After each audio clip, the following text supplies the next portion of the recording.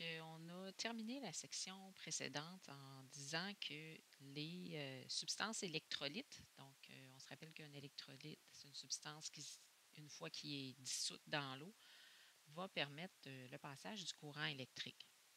Donc, on avait terminé en disant que les trois grandes catégories de substances électrolytes, c'était les acides, les bases et la grande famille des sels.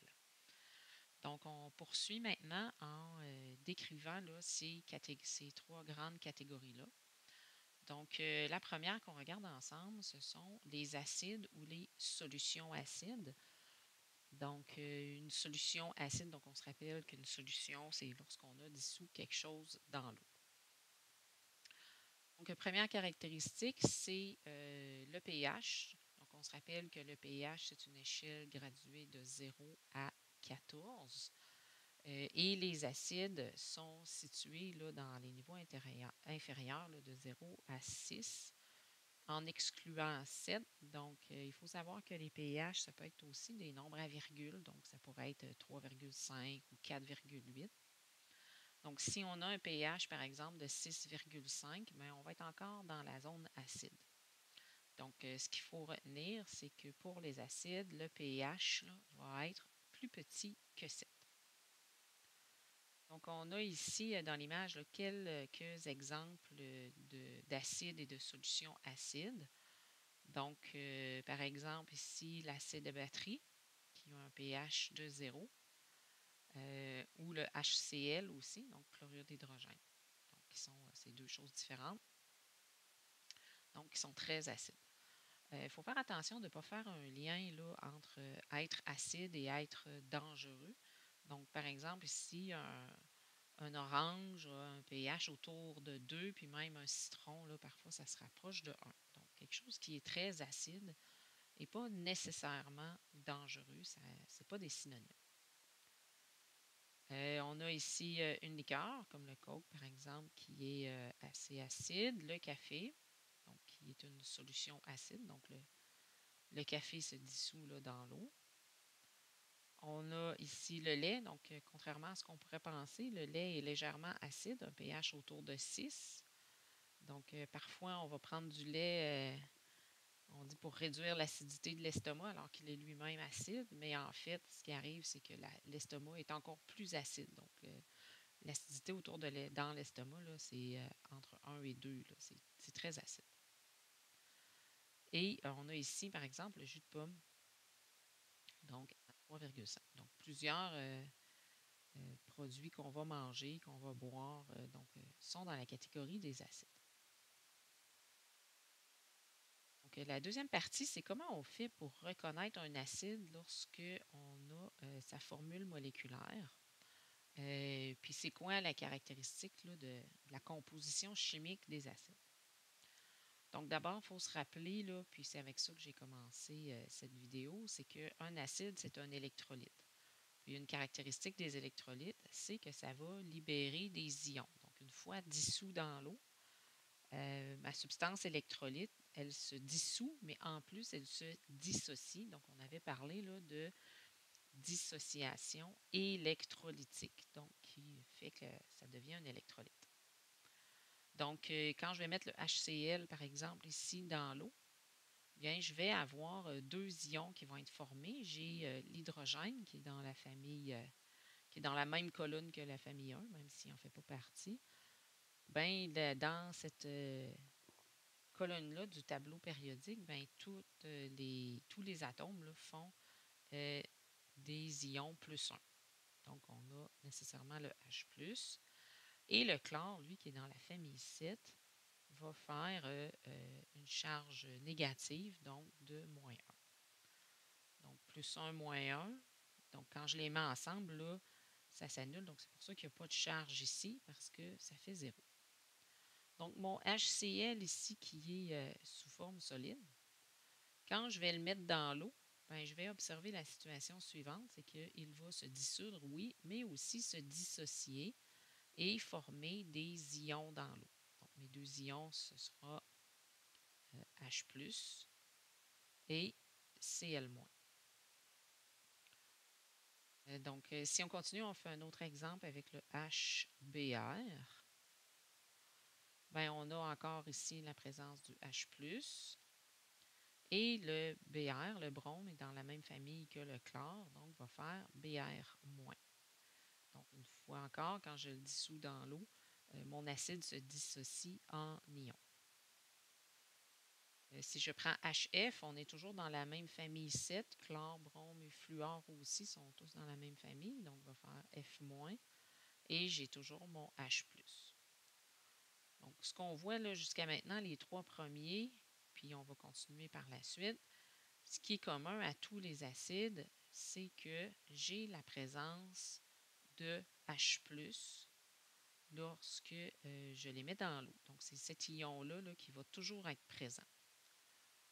Donc, c'est ce qu'on va venir ajouter ici. Donc, les composés acides libèrent des ions H+ en solution. Donc, en solution, ça veut dire quand je les mets dans l'eau. Donc, c'est la caractéristique là, chimique qui est commune. Donc, très important cette partie-là. Donc, les acides libèrent des ions H+ lorsqu'ils sont dans l'eau. Donc, on va toujours avoir la présence de H+.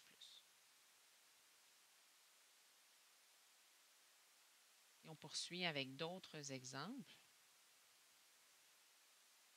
On voit ici une certaine différence. Donc, on voit à la fin ici, c'est OOH. Donc, le H qui va être libéré comme ion, c'est le dernier ici qu'on enlève. Ce qui nous laisse tout ce groupe d'atomes-là ici avec une charge négative. Donc, on se rappelle, là, les deux ensemble, il faut que ça fasse 0. Donc, j'ai H+ et un autre groupe d'atomes là, qui porte une charge négative ici. Et finalement, on a aussi des acides de ce type-là ici. On voit qu'ils commencent eux aussi par H, comme c'était le cas ici. Mais au lieu d'avoir juste un autre atome avec, on a ce qu'on appelle ici un groupe d'atomes. Donc, le SO4 va rester ensemble et le H ici va faire H+. Mais il va en avoir deux au lieu d'en avoir juste un. Donc, on va écrire comme ça ici. Ça fait 2 ions H+. Donc, pourquoi on ne met pas le 2 ici en bas? C'est que lorsqu'il est dissous dans l'eau, les H ne sont plus reliés ensemble par une liaison. Ils sont vraiment indépendants les uns des autres. L'autre partie ici va rester ensemble et va faire ce qu'on appelle un ion polyatomique, là, SO4, 2-. Donc, j'ai deux charges négatives, ici deux charges positives, 2 fois plus 1, ça fait bien mon 0. Donc, on a comme trois façons ici là, qui sont bien illustrées de reconnaître les acides, puis ça va être très important de se les noter. Donc, la première façon, les trois premiers exemples là, correspondent à la même description. Donc, j'ai toujours le H au début et cette H-là est reliée avec un non-métal. Donc, on se rappelle que les non-métaux là, dans le tableau périodique sont à droite de l'escalier. Donc, une façon de reconnaître la formule moléculaire des acides, c'est que ça commence avec H, donc c'est important, le H est au début, et c'est relié par la suite avec un non-métal. Donc, mes trois premiers ici répondent à ce critère-là. H avec non-métal.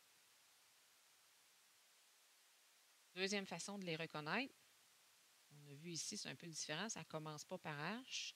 En fait, ce qu'on va voir parfois, c'est que ça se termine par COOH. Donc, vraiment dans cet ordre-là. Donc, deuxième façon de les reconnaître, c'est lorsque à la fin, on voit le groupe COOH à la fin de la molécule, bien, ça vient nous dire là, que c'est un acide. D'ailleurs, cette substance-là ici, c'est du vinaigre. Finalement, dernière façon de reconnaître un acide, on va retrouver à nouveau le H au début. Et au lieu d'être seulement un non-métal, on va avoir ce qu'on appelle un groupe d'atomes.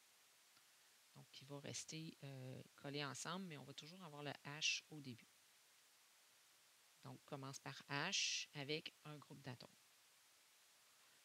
On voit quand même que ce groupe d'atomes-là, ici, le soufre l'oxygène, c'est quand même des non-métaux là, comme dans la première situation.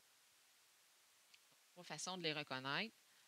H avec un non-métal, se termine par COOH, ou bien commence par H, mais avec un groupe d'atomes. Dernière partie pour les acides. Donc, il y a certaines choses là-dedans qui sont du déjà vu. Donc, les substances acides, elles ont 3 caractéristiques pour les reconnaître. Donc, une fois qu'elles sont dissoutes dans l'eau, on a dit déjà qu'elles conduisent le courant. Donc, on va mettre de la petite lumière ici sur notre ampoule. Donc, on conduit l'électricité, donc l'ampoule va s'allumer. Ce que vous avez déjà vu dans des années précédentes au niveau du papier tournesol, donc on a le papier tournesol bleu ici, là, on va le mettre en couleur dans vos notes. Et lorsqu'on le trempe, le papier tournesol bleu, dans un acide, ben, il devient rouge. Donc, c'est une propriété des acides qu'ils vont rougir le papier de tournesol. Tandis que pour le papier rouge, lui, ben, il va rester complètement rouge. Donc, on met également la couleur. Donc, le papier tournesol rouge va rester rouge. Donc, ça complète là, les explications en lien avec les acides.